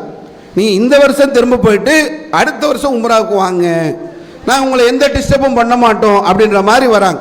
இப்போ அல்லாஹ்வுடைய தூதர் சரி என்னப்பா சொல்லுங்கப்பா அப்படின்னும் போது நீங்கள் இப்போ உம்ரா செய்யக்கூடாது, வந்த வழியே நீங்கள் திரும்பி போயிடணும், அடுத்த வருஷம் தான் நீங்கள் உம்ரா வரணும், அடுத்த வருஷம் நீங்கள் உம்ராவுக்கு வந்தால் கூட உரையிலிருந்து உங்களுடைய வாட்களை வெளியே எடுக்கக்கூடாது, எங்களிலிருந்து யாராவது இஸ்லாத்தை ஏற்றுக்கொண்டு உங்களிடத்தில் வந்தார்கள் என்று சொன்னால் அவர்களை நீங்கள் ஏற்றுக்கொள்ளக்கூடாது, எங்களிடத்திலிருந்து யாராவது இஸ்லாத்தை ஏற்றுக்கொண்டு உங்களிடத்தில் வந்து அவர்கள் எங்களிடத்தில் திரும்பி வந்தால் நாங்கள் அவர்களை ஏற்றுக்கொள்வோம். அதாவது 2 பேரும் உடன்படிக்கை போடுறாங்க, 2 பேருக்கும் சமமான உடன்படிக்கையே கிடையாது. இந்த வருஷம் போயிட்டு அடுத்த வருஷம் வா, அதுவும் சமம் கிடையாது. இந்த வருஷம் உம்ராக்காக தானே இவ்வளோ தூரம் கிளம்பி வந்தாங்க, அதுக்கும் தடை. அடுத்த வருஷம் வாங்க, அடுத்த வருஷம் வரும்போது கூட நாங்கள் வந்து அனுமதிக்கிறோம், எந்த பிரச்சனையும் பண்ண மாட்டோம், ஆனாலும் வரும்போது உங்களுடைய உரையில் இருக்கக்கூடிய வாட்களை வெளியே நீங்கள் எடுக்கக்கூடாது, உள்ளதான் இருக்கணும், அப்படித்தான் நீங்கள் உள்ளே வர வேண்டும். அப்படி முதல்னாக்கா நம்ம ஒப்பந்தம் போடுவோம். இப்படி சொல்லிட்டு பேசிக்கிட்டு ஒப்பந்தம்லாம் போடுறாங்க. பெரிய ஹதீஸ், பெரிய வரலாறு. இந்த நேரத்தில் அபுஜந்தர் என்று சொல்லக்கூடிய ஒருவர் என்ன பண்ணுறாருன்னா அங்கே வந்து நிற்கிறார். எப்படி வந்து நிற்கிறாரு? கையில் சங்கிலி, உடம்பு ஃபுல்லாக ரத்த காயம், அப்படி வந்து நிற்கிறார். என்னன்னு கேட்டோம்னா, யார் அந்த ஒப்பந்தத்தை எதிர்த்தரப்பிலிருந்து பேசி கொண்டிருக்கிறாரோ அவருடைய மகன் சுகைல் என்பவர் தான் இந்த ஒப்பந்தத்தை எழுதுறார். அவர் தான் இந்த ஒப்பந்தத்தை போடுறதுக்கு வந்தவர். அவருடைய மகன் தான் அபுஜந்தர். அவர் வந்து நிற்கிறார், கையில் செயின் போட்டு கட்டி போட்டு அட்டி அடி நாட்டிச்சு கொடுமைப்படுத்தி இருக்கிறாங்க. என்ன காரணத்துக்கு வந்து நிற்கிறாரு? நான் ஏகத்துவத்தை ஏற்றுக்கொண்டேன், இதை கடைபிடிக்க கூடாது என்பதற்காக என்னை கொடுமைப்படுத்தினார்கள், அங்கிருந்து இப்போ தப்பித்து வந்து நான் நிற்கிறேன், என்னை நீங்கள் உங்களோடு அழைத்து செல்லுங்கள் அப்படின்னு சொல்லி கோரிக்கை வைக்கிறார். அல்லாஹ்வுடைய தூதருக்கு ஒன்றுமே புரியல. ஒப்பந்தம் போடுறோம், ஒப்பந்தத்துடைய வாசகமே வந்து என்னென்னா, எங்களிலிருந்து ஒரு இஸ்லாத்தை ஏற்றுக்கொண்டு உங்களிடத்தில் வந்தால் நீங்கள் எங்களிடத்தில் திருப்பி ஒப்படைக்கணுன்றது தான். இப்படி ஒரு ஒப்பந்தம் போடும்போது இவர் இப்படி ரத்தமும் சதையுமோ வந்து நிற்கிறாரு, ரத்தம் சொட்ட சொட்ட வந்து நிற்கிறாரு, விலங்குகளோடு வந்து நிற்கிறாரு என்று சொல்லி அல்லாஹ்வுடைய தூதர் இன்னும் ஒப்பந்தம் கையெழுத்து ஆகவில்லை, இவரை எங்களோடு அனுப்பிவிடுங்கள், அடுத்தது இந்த ஒப்பந்தத்தை பேணுவான்றாங்க. அவன் கூட சும்மா இருப்பான சுகையில்? எவ்வளவு அட்டகாசத்தை, எவ்வளவு அநியாயம் இருந்தால் அங்கே குடும்பத்தார்களை எதிர்த்து கொண்டிருந்தவன் அதெல்லாம் முடியாது, இவரையெல்லாம் அனுப்பக்கூடாது, இவரெல்லாம் நீங்கள் விட்டு விட்டு தான் செல்ல வேண்டும் என்று சொல்லி அங்கே ரொம்ப அதுக்கப்புறம் காரசாரமாக விவாதம் நடந்ததுக்கப்புறம் அல்லாஹ்வுடைய தூதர் அவர் அங்கே விட்டுட்டு வந்துட்டாங்க. ஏகத்துவம் உள்ளே வந்துருச்சுன்னு வைங்களேன். தௌஹீத் கொள்கையை ஒரு மனம் ஏற்றுக்கொண்டது என்று சொன்னால் அது எப்படி இருக்கும் என்பதற்கு அபுஜந்தல் ஒரு உதாரணம். அல்லாஹ்வுடைய தூதரிடத்தில் நாம் செல்ல முடியாது, சென்றால் அவர்கள் இப்பொழுது அரவணைக்க முடியாது, ஒப்பந்தத்திலே கையெழுத்து விட்டார்கள், நான் மதீனாவுக்கு செல்ல முடியாது, மக்காவிற்கு சென்றால் நான் இறை மறுப்பாளர்களோடு வாழ வேண்டும், அந்த கொள்கையிலே சமரசம் செய்து கொள்ள வேண்டும், என்னால் இயலாது என்று மக்காவை விட்டு வெளியேறுகிறார்கள், மதீனாவுக்கு செல்லாமல்.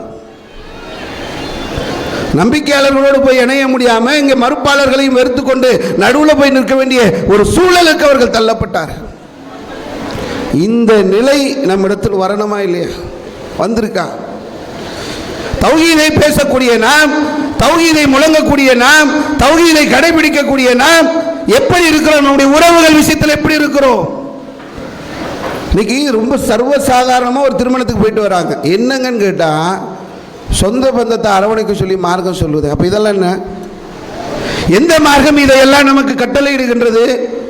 சொந்த பந்தத்தை அரவணைத்து அவர்களை சொர்க்கத்திற்கு கொண்டு செல்ல வேலையை பாருங்க. அல்லாஹ்வுடைய தூதர் இப்ராஹிம் அலைஹிஸ்ஸலாம் தந்தை போல, நூஹ் அலைஹிஸ்ஸலாமுடைய மனைவி போல, நூஹ் அலைஹிஸ்ஸலாமுடைய பிள்ளை போல, அல்லாஹ்வுடைய தூதர் நபி ஸல்லல்லாஹு அலைஹி வஸல்லம் தாயும் தந்தையும் போல இன்று நமக்கு போகக்கூடிய ஒரு வாய்ப்பு கிடைத்திருக்கிறது என்று சொன்னால், அது இந்த கொள்கை உறவா குருதி உறவா என்று நாம் எடுத்தோமே, அந்த நிலைப்பாட்டின் காரணமாகத்தான் லட்சோப லட்ச திருமணங்கள் நபிகளிலே நடந்து கொண்டிருக்கிறது. கொஞ்சம் யோசிச்சு பாருங்க. என் அண்ணன் கல்யாணம், என் தம்பி கல்யாணம், என் உறவு தனியா நில்லு. திருமணத்திற்கு என்று அழைப்பதாக இருந்தால் வரதட்சணை திருமணம் என்று சொன்னால் நாங்கள் வரமாட்டோம் என்று எடுத்த உறுதியான முடிவு. எவ்வளவு மக்கள் இன்னைக்கு நபி வழி திருமணத்திற்கு தயாராகி வந்திருக்கிறார்கள். இப்படிப்பட்ட ஒரு மாற்றத்தை இன்னைக்கு சமூகத்தில் நாம் ஏற்படுத்தி இருக்கிறோம். இதை சிந்தித்து பார்க்க வேண்டாமா? உறவோடு இணைஞ்சிருக்கணும், உறவோடு இணைஞ்சிருக்கணும், காலத்துக்கு நாசமாக தான் போகும். இப்படி அவர்களும் நாசமாகி நம்மளும் நாசமாகி மறுமையில் போய் கை சேதப்படுவதற்கா? உறவுகளை பேண வேண்டும் என்று சொன்னால் எப்படி பேண வேண்டும் என்ற அழகான விஷயங்களை திருமறை குர்ஆனும் அல்லாஹ்வுடைய தூதரும் நமக்கு கற்றுத்தருகிறார். நீ திருமணத்தை எடுக்கலங்க. நான் என்ன கேட்குறேன்னா, நீ அவன் திருமணம் நடத்தினால இதை இஸ்லாம் எங்கே அங்கீகரிக்குமா? அதை சொல்லுங்க. நீங்க இந்த திருமணம் என்பதை இஸ்லாம் கட்டாயமாக அங்கீகரிக்கும் என்று ஒருத்தராவது சொல்ல முடியுமா? திருமணம் நீங்களும் நானும் கண்டுபிடிச்சது கிடையாது. நீ உலகத்திலேயே திருமணத்துக்கு என்ன தெரியுமா அளவுகோல்? திருமணம் செய்யக்கூடிய ஒரு சூழல் இருந்ததுன்னா கடவுளுடைய அன்பை பெற முடியாதுன்றான் உலகத்தில் உள்ளவன். இது மதங்களை போதிக்கக்கூடியவர்கள், கிறிஸ்துவ மதம் அதை சொல்லுது. பாதிரியாரா வந்துரு, சிஸ்டரா வந்துரு, அங்கிருந்து தூரமாக வந்தால் கடவுளுடைய அன்பை பெறலாம்ன்றான்.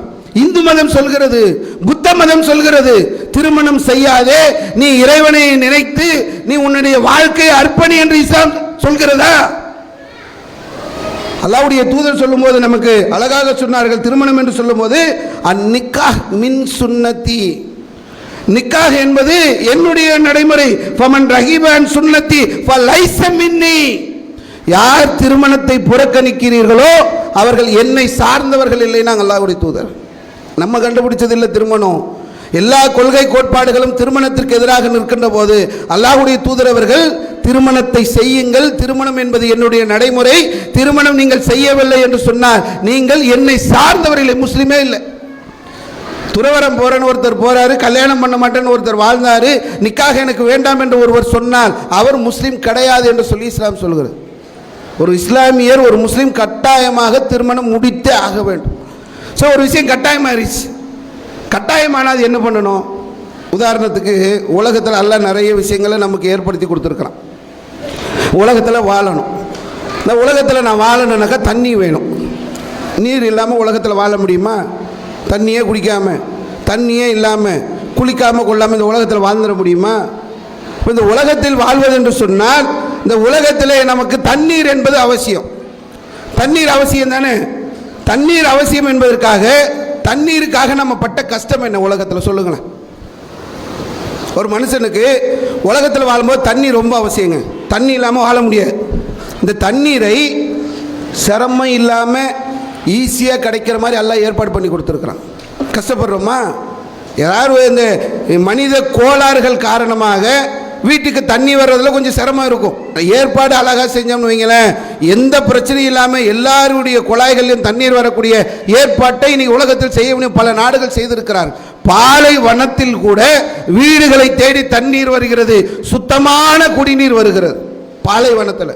அப்போ இப்படிப்பட்ட ஊர்களில் வரணும்னா ஈஸியாக வந்துடும். இல்லை போகிறோம், லைனில் நிற்கிறோம், குடத்தில் பிடிச்சிட்டு வரோம், பம்பில் அடிக்கிறோம், சிரமப்பட்டு எடுக்கிறோம். ஒரு மனுஷனுக்கு ஒரு நாளைக்கு எவ்வளோ தண்ணி தேவை, எப்படி கிடைக்குது யோசிச்சு பாருங்களேன். ரொம்ப ஈஸியாக குளிக்கிறதுக்கு, குடிக்கிறதுக்கு, துணி துவைக்க, சமைக்க, எல்லாத்துக்குமே தண்ணி. நம்ம சாப்பிட்றோமே அரிசி, அதை விளைவிப்பதற்கு தண்ணீர் வேண்டும். நீங்கள் போய் கொடுத்தீங்களா தண்ணி? நம்ம தான் மழையை பெய்ய வச்சோமா? எல்லாம் ஏற்பாடு பண்ணது. உனக்கு என்ன தேவை நான் தானே, உனக்கு எல்லா ஏற்பாடும் இருக்கு. போ, தண்ணி கிடைக்குது. காற்று வேணும், சுவாசிக்க காற்று வேணும். யாராவது போய் கஷ்டப்பட்டோமா? இருக்கிறோமாங்க இங்கே எல்லாருமே சுவாசிக்கிறீங்கல்ல, சுவாசிக்கிறதுக்கு எல்லாருக்கும் ஆக்சிஜன் வேணும். யார் என்ன கஷ்டப்பட்டீங்க சொல்லுங்கள், புரிஞ்சுக்கிறதுக்கு சொல்கிறேன். கொரோனான்னு ஒன்று வந்ததில்ல, கொரோனா வரும்போது சிலருக்கு என்ன ஆயிடுச்சுன்னா அந்த ஆக்சிஜன் குறைபாடு ஏற்பட்ட உடனே மேல் மூச்சு கீழ் மூச்சு வாங்குது. பார்க்கும்போது நமக்கே பக்கு பக்குன்னு ஆயிடுச்சு. கொரோனா வந்ததுன்னா அப்படியே மூச்சு இறைக்குது. அவங்களுக்கு என்னப்பா பண்ணணும்? அவங்கள ஆக்சிஜன் சிலிண்டர் வைத்து அதை அவங்களுக்கு வைத்தோம் என்று சொன்னால் கொஞ்சம் ரிலாக்ஸாக இருப்பாங்க அப்படின்னு சொல்லி ஆக்சிஜன் சிலிண்டரை உருவாக்கி தந்தாங்க. ஞாபகம் இருக்கா? நம்ம ஊரில் எத்தனை ஆக்சிஜன் சிலிண்டர் வந்திருக்கோம்? ஒவ்வொரு ஊர்லேயும் இருந்திருப்பீங்க. ஒரு 10 வந்திருக்குமா, ஒரு 20, ஒரு 100 வந்திருக்குமா? இந்த 100 ஆக்சிஜன் சிலிண்டரை ஏற்பாடு பண்ணி தரத்துக்கு கவர்மெண்ட்னாலேயே முடியலை. தெரியுதா? உலகத்தில் நான் வாழ வேண்டும் என்பதற்காக, என்னுடைய வாழ்க்கைக்காக அல்லாஹ் ரப்பல் ஆலமீன் ஆக்சிஜனை உலகத்திலே பரவ செய்திருக்கிறான். ஈஸியாக கிடைக்கிற மாதிரி. போய் உங்கள் குடும்பத்துக்கு ஒரு 10 ஆக்சிஜன் சிலிண்டர் வாங்கணும், இன்னைக்கு போய் வாங்கிட முடியுமா? 2 மாதத்துக்கு ஒரு சிலிண்டர் வாங்கிறதுக்கு தள்ளுதீங்க. 400 ரூபாய் வித்த சிலிண்டர் இன்னைக்கு 1000 ரூபாய்க்கு கொண்டு வந்துட்டான். 2 மாதத்துக்கு ஒன்றுனாலே நம்மளால முடியல. குடும்பத்தில் 7 பேர் 8 பேர் 10 பேருக்கு டெய்லி ஒரு 4 சிலிண்டர் வாங்கணும்னா முடியுமா? அல்லாஹ் ரப்பல் ஆலமீன் எது அடிப்படையோ அத்தியாவசியமோ ஈஸியாக கிடைக்கிற மாதிரி பண்ணிட்டான். அல்லாஹ்வுடைய தூதர் சொன்னாங்கல்ல, திருமணம் என் நடைமுறை, நீ திருமணம் பண்ணணும், இது அவசியம் தானே, இது அத்தியாவசியமாயிருச்சு இல்லை. அப்படியான ஒன்று கஷ்டப்படுத்துவீங்களா? அதை சிரமமாக்குவீங்களா? அப்படி ஆக்கி வைத்திருக்கிறார்கள் இஸ்லாமிய சமுதாய மக்கள். இஸ்லாமிய சமுதாய மக்களை சொல்றேன், உலகத்தில் மற்ற சித்தாந்தத்தை உள்ளவர்களை நம்ம பேசல. ஒரு முஸ்லீம் இப்படி இருக்கலாமா? திருமணத்தில் வரதட்சணை வாங்கினாங்க, ஒரு முஸ்லீம் வாங்க முடியுமா வரதட்சணை? நான் கேட்கிறேன், ஒரு முஸ்லீம் முஸ்லீமாக இருந்து கொண்டு வரதட்சணை வாங்க முடியுமா? சத்தியமா முடியாது. முஸ்லீமா இருந்தா வரதட்சணை வாங்கவே முடியாது. முஸ்லீமா இருந்தா, முஸ்லீம் என்ற வட்டத்தை தாண்டி வெளியே நின்று கொண்டு என்ன வேணாலும் செய். முஸ்லீம் என்று சொன்னால் நீ வரதட்சணை வாங்குவதற்கு எல்லளவு கூட இஸ்லாத்தில் அனுமதியே கிடையாது. எடுத்து காட்டுங்களேன். எப்படிங்க, என்னங்க இப்படி பேசுறீங்க?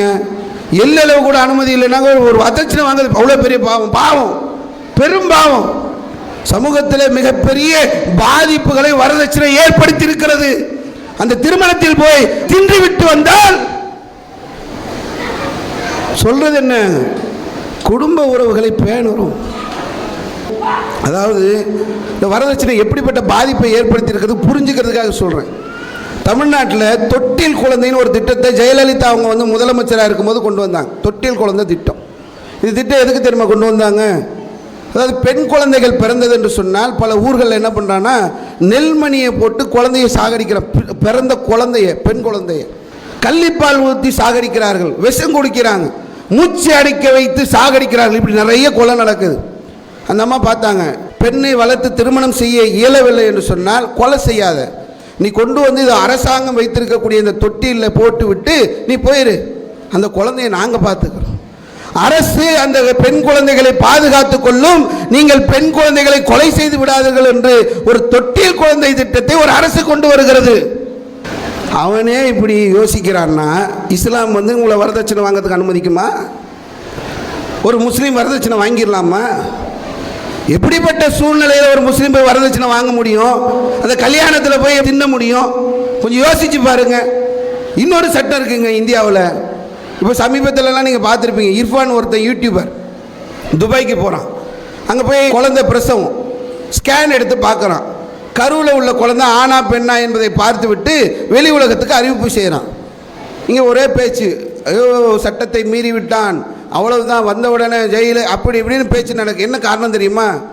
இந்தியாவில் 1996 ஒரு சட்டம் வந்திருக்கு. என்ன சட்டம்? ஒரு குழந்தை ஒரு கருவில் இருக்கின்ற போது அதனுடைய பாலினத்தை வெளியே சொல்லக்கூடாது.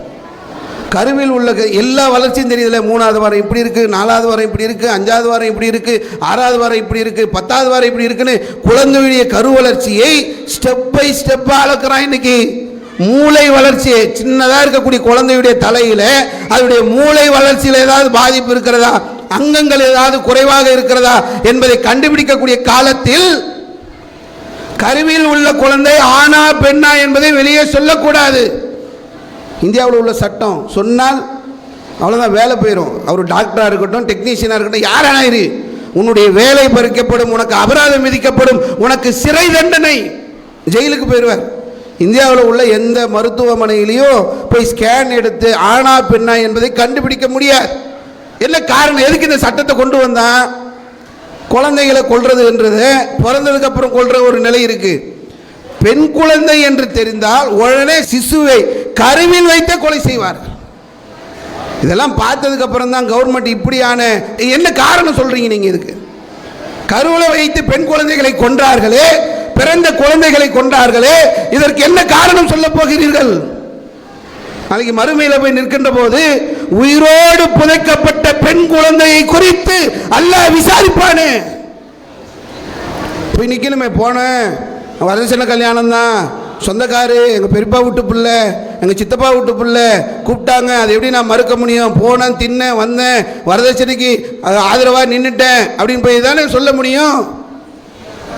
இப்படியான இந்த நிலைகளை எல்லாம் கொஞ்சம் யோசிச்சு பாருங்க. அல்லாஹ் ரப்பல் ஆலமீன் குர்ஆனில் சொல்கிறான், ஆண்கள் பெண்களுக்கு கொடுக்க வேண்டும்.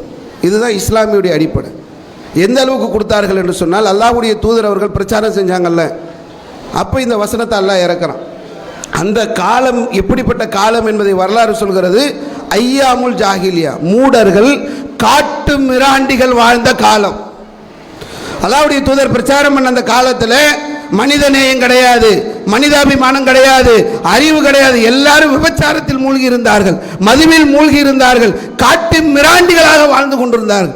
தலைமுறை தலைமுறையாக பகை தீர்ப்பானா. உன் அப்பா, அப்பாக்கு அப்பா, அப்பாக்கு அப்பா, தாத்தாக்கு தாத்தா, அவரை வெட்டினார்ல, எதனால உன் தலைமுறையில் உன்னை நான் வெட்டுவானா.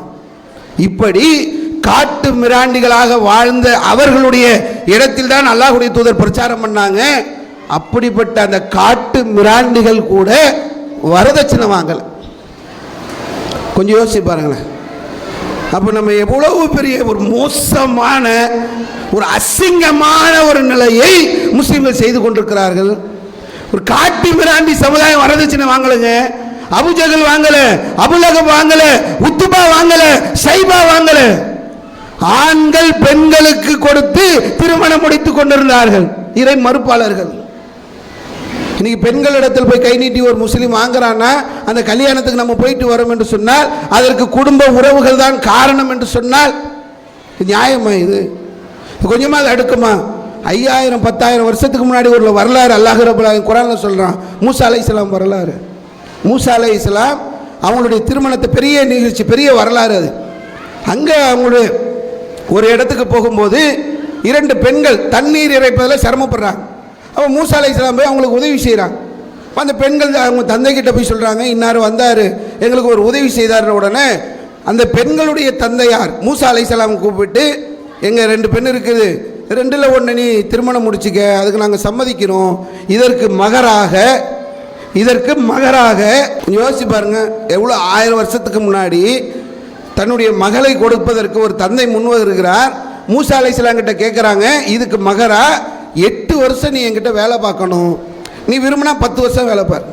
ஆண்கள் தான் பெண்களுக்கு கொடுக்க வேண்டும் என்ற நிலை இருந்ததை நீ முஸ்லீம்கள் நம்ம மாற்றி செஞ்சா எவ்வளோ ஒரு மோசம். இப்போ வரதட்சணை கல்யாணத்தில் போய் நிற்கிறது, அதில் கலந்துக்கிறது, அதில் போய் சாப்பிட போகிறது, இது ஒரு முஸ்லீம்கிட்ட கட்டாயமாக இருக்கக்கூடாது. கொள்கை உறவுகள் என்ற அடிப்படையில் நம்ம இந்த குடும்ப உறவுகளை புறக்கணித்து வரக்கூடிய ஒரு சூழல் இருக்கும். அதுதான் இன்னைக்கு சமூகத்தில் பெரிய மாற்றத்தை ஏற்படுத்தியிருக்கு. அதே மாதிரி பார்த்தோம்னா ஆடம்பர திருமணம் இன்னைக்கு எல்லாத்தையும் நம்ம விட்டு வந்துட்டோங்க. இந்த சமூகத்தை இந்த திருமண விஷயத்தில் மீட்டெடுக்கிறது நமக்கு பெரிய மலையை சுமக்கிற காரியமாக தான் இருக்குது. அது எப்படிங்க அது குடும்ப உறவுகளை விட்டுவிட முடியும்? அது எப்படிங்க கல்யாணத்துக்கு போய் சாப்பிடாமல் இருக்க சொல்கிறீங்களாங்க? அங்கே எதுவுமே இல்லைங்க, ஒன்றுமே செய்யலைங்க. அங்கே ஃபாத்தியா ஓதலை, மாலை போடலை, வீடியோ இல்லை, எதுவுமே இல்லை. கொஞ்சம் ஒரு 1000 பேரை கூப்பிட்டுட்டாங்க, ஒரு பெரிய மண்டபமாக பிடிச்சிட்டாங்க, அவ்வளோதாங்க. இதில் போய் என்னங்க, அதில் போய் கலந்து கொள்ளக்கூடாதா என்று அதற்கு எதையாவது ஒன்றை சொல்லி வக்காலத்து வாங்கி இந்த ஆடம்பர திருமணங்களில் போய் கலந்து கொள்ள வேண்டும் என்ற நிலை ஏகத்துவவாதிகளில் இன்னைக்கு அதிகமாக இருக்குது. இது ரொம்ப ஒரு மோசமான ஒரு நிலை. இந்த பணம் செலவு பண்ணுறாங்களே, இதை இஸ்லாம் நமக்கு சொல்லித்தரல. கல்யாணத்தை திருமணத்தை கற்றுக் கொடுத்தது அல்லாஹ்வுடைய தூதர். அல்லாஹ்வுடைய தூதர் திருமணம் செய்திருக்கிறார்கள். எப்படி திருமணம் பண்ணாங்க, அவங்க காலத்தில் திருமணம் நடந்தது, அது எப்படி நடந்தது எல்லாம் நம்ம முன்னாடி இன்னைக்கு இருக்குது. இன்றைக்கி இருக்கிற மாதிரி பத்திரிக்கை அடித்து பெரிய மண்டபம் பிடிச்சி பெரிய திருவிழா கோலமாக நடத்தப்படுகிறது. இப்படி திருமணம் நடக்கலை. அல்லாஹ்வுடைய தூதர் காலத்தில் அப்துல் ரஹ்மான் பின் அவுஃப் அவர் வரார். வரும்போது அல்லாஹ்வுடைய தூதர் பார்க்குறாங்க, எப்போவுமே ஒரு மாப்பிள்ளைனா ஒரு கலை வந்துடும். அது எப்படி வருதுன்னு தெரியல. ஒரு மாப்பிள்ளை முகத்தை பார்த்த உடனே இவர் புது மாப்பிள்ளைன்றது தெரிகிற அளவுக்கான ஒரு தோற்றம் அங்கே இருக்கும். அந்த பிரகாசமாக இருக்கும் முகமே. அந்த திருமணத்தை முடித்து வருகின்ற போது 100 வாட்ஸ் பல்பு மாதிரி அவருடைய ஃபேஸ் மாறும். அப்படி வராரு அப்துல் ரஹ்மான் இப்னு அவுஃப். அல்லாஹ்வுடைய தூதர் கேட்குறாங்க, என்னப்பா என்ன ஒரு மாதிரி இருக்க, என்ன விஷயம்? அப்போ அவங்க சொல்கிறாங்க, நான் திருமணம் முடிச்சிட்டேன், இந்த மாதிரி பேரித்தம் கொட்டை அளவுக்கு தங்கத்தை மகராக கொடுத்து திருமணம் முடித்தேன். விருந்து கொடுத்தியா? இல்லை. ஒரு ஆட்டை அறுத்து விருந்து கொடுன்னு ரசூலுல்லாஹ் சொல்கிறாங்க. இதில் நம்ம கவனிக்க வேண்டிய விஷயம் என்னென்னா, கேட்குறவர் யார்? அல்லாஹ்வுடைய தூதர். அல்லாஹ்வுடைய தூதர் யார்?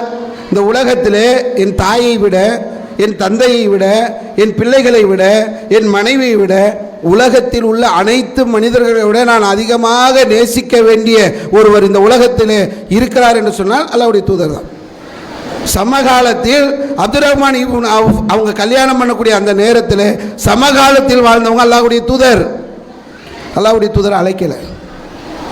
ஒரு போருக்கு போய்விட்டு அல்லாஹ்வுடைய தூதர் வருகிறார்கள். அப்போ கேட்குறாங்க, யாரப்பா முடிச்ச? இன்னார முடித்தேன். ஒரு கன்னி பெண்ணை முடிச்சிருக்க கூடாதா அப்படின்னு சொல்லும்போது அவர் சொல்கிறாரு, மாற்றுக்கு எனக்கு 9 சகோதரிகள் இருக்கிறாங்க, அவங்களையெல்லாம் பார்த்துக்கணும். நான் கன்னி பொண்ணை பிடிச்சா இவங்க எல்லாருமே குழந்தைங்களோட குழந்தையாக இருப்பாங்க, பார்த்துக்கிறதுக்கு ஆள் வேண்டுமே என்பதற்காக கொஞ்சம் வயது மூப்பாக உள்ள ஒருவரை நான் திருமணம் முடித்தேன் என்று சொல்லிக்கிட்டு வர்றார். யார்கிட்ட?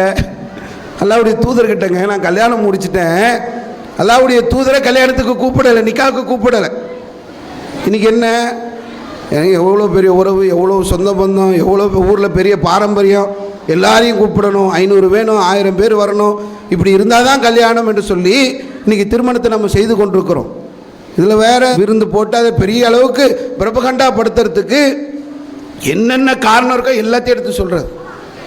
ஒன்று புரிஞ்சுக்கிங்க, நீங்கள் ஊர் மக்களை போய் சந்தோஷப்படுத்த போனீங்கன்னா தோற்றுருவீங்க, ஜெயிக்கலாமே முடியாது. நீங்கள் வேணால் சந்தோஷப்படுத்தி பாருங்களேன்.